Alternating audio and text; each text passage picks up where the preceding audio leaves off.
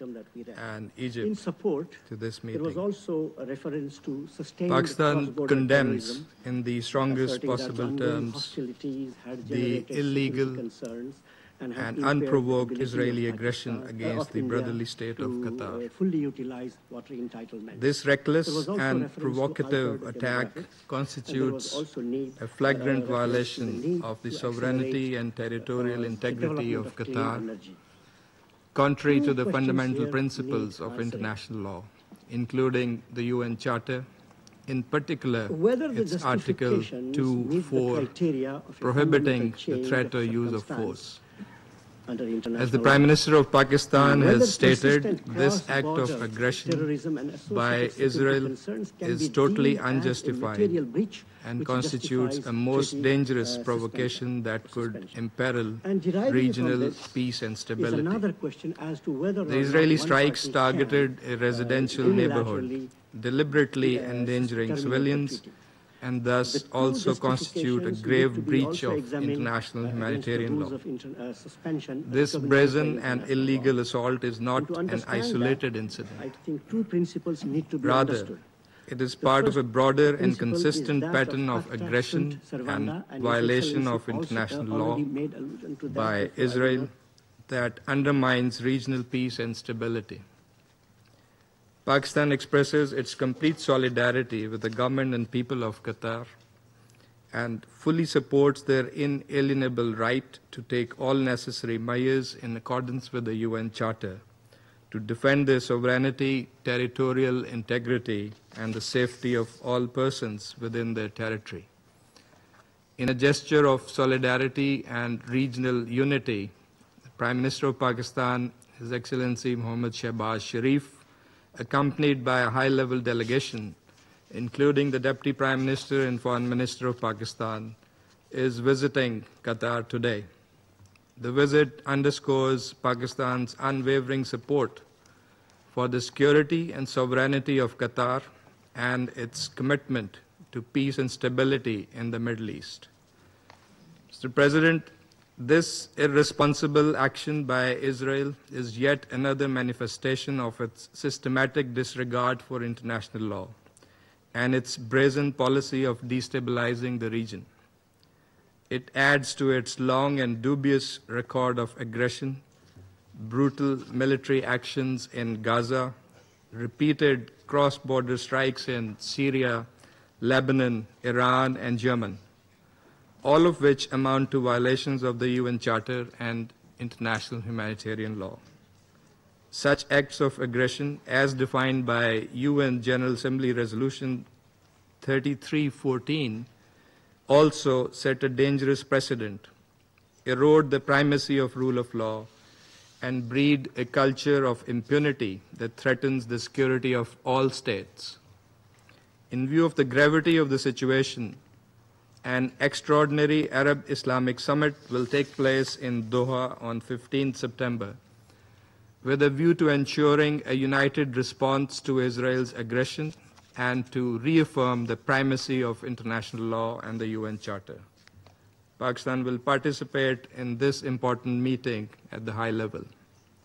Mr. President, at a time when delicate negotiations on Gaza peace deal were progressing towards a possible breakthrough, striking the territory of a principal mediator and those directly involved in negotiations is a deliberate attempt to sabotage diplomacy, derail peace efforts, and prolong the suffering of civilians. It is evident that Israel, the occupying power, is bent on doing everything to undermine and blow up every possibility of peace. It also raises serious questions whether the return of hostages was indeed a priority. Clearly, Israel's destructive policies are incompatible with the international community's quest for peace and stability. Sadly, it has been emboldened by the weak response and inaction by this Council. Pakistan commends Qatar's important and constructive role in facilitating mediation efforts including for a ceasefire and release of hostages, which has been widely and consistently appreciated by all Council members, together with the role of Egypt and the United States. We recognize Qatar's tireless and principled engagement with all parties, often under most challenging circumstances, to keep the channels of dialogue open and advance prospects of peace. Qatar has consistently demonstrated leadership, wisdom, and commitment to humanitarian principles, working in close coordination with regional and international partners to bridge divides, promote peace, reduce tensions, and alleviate the plight of the Palestinian people. Undermining such a credible and indispensable mediator threatens to extinguish one of the few viable pathways towards a just and lasting peace. Targeting Qatar is thus not only an attack on a sovereign state, but also an attack on diplomacy and mediation itself. Pakistan welcomes the Security Council's condemnation of the strikes in Doha and expression of support for the sovereignty and territorial integrity of Qatar in line with the principles of the UN Charter. The Council must go beyond, must hold Israel accountable, safeguard the role and protection of mediators engaged in peace efforts, and recommit to the centrality of international law and the UN Charter in maintaining international peace and security. Mr. President, the root cause of recurring crises and instability in the Middle East is Israel's prolonged occupation of Arab lands and its persistent defiance of international law and international legitimacy.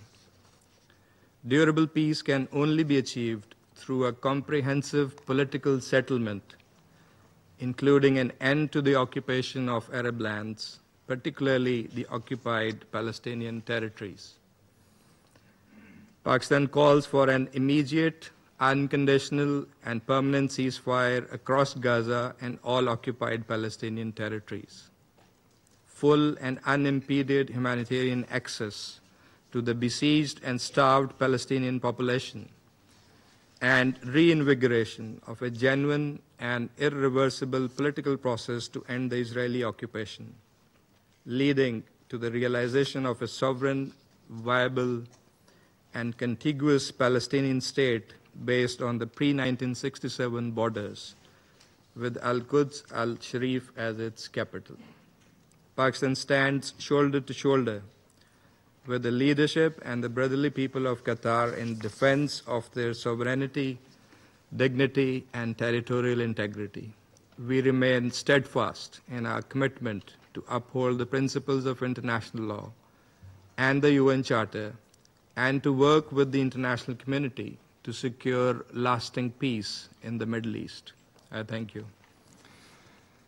I thank the representative of Pakistan for this.